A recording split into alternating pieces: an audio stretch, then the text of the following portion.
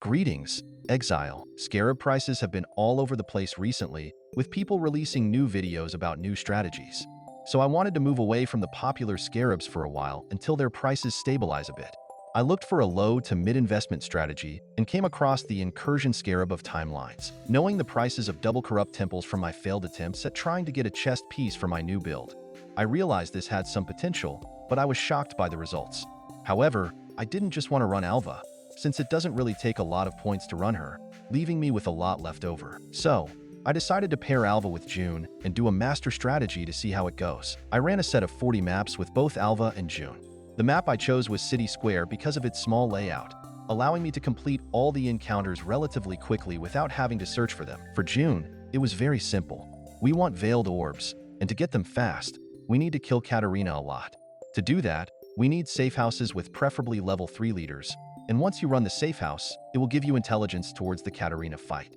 Once the bar is filled, you can fight Katarina. I was getting a Katarina on average every 4 to 5 maps, with the help of these two Betrayal Scarabs, Betrayal Scarab of Reinforcements and Betrayal Scarab of Intelligence. One additional tip: if you can get Gravicious in Transportation with a level 3, it will give a full stack of Divination cards in the safe house, and that stack is usually weighted toward being a good one, so you can get some decent loot from that. For Alva, we want Locus of Corruption and Doriani's Institute temples.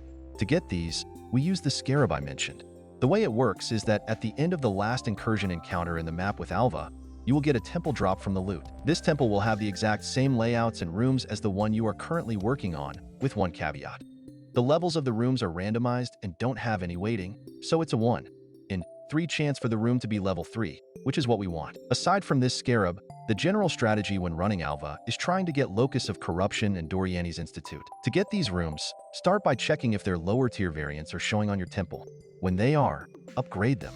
To explain more in detail, for Locus of Corruption, you want to make one of the rooms a corruption chamber. This can be done either by a natural spawn, which happens the first time you interact with Alva when you are building a new temple as she generates a random layout, or when clicking on her, where she will either offer to change or upgrade a room. What you are looking for is the option to change this room to a corruption chamber, which is the tier 1 variant of the Locus of Corruption.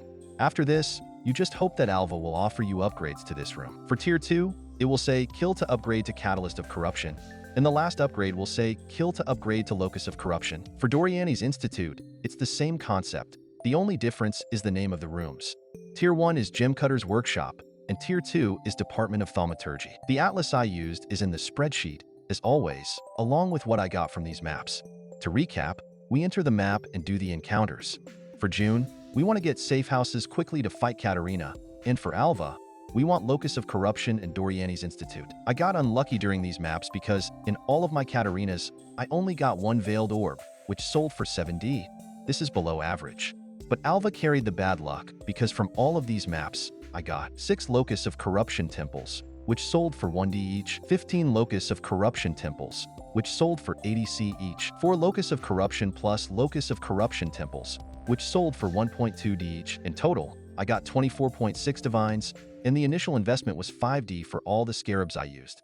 So the profit for this run was 19.6 divines, even with getting unlucky on Veiled Orbs. If we break it down on an individual basis, for Jun, the profit was 31 chaos per map. For Alva, it was 55 chaos per map. Overall, this was a very chill strategy that doesn't require a lot of setup.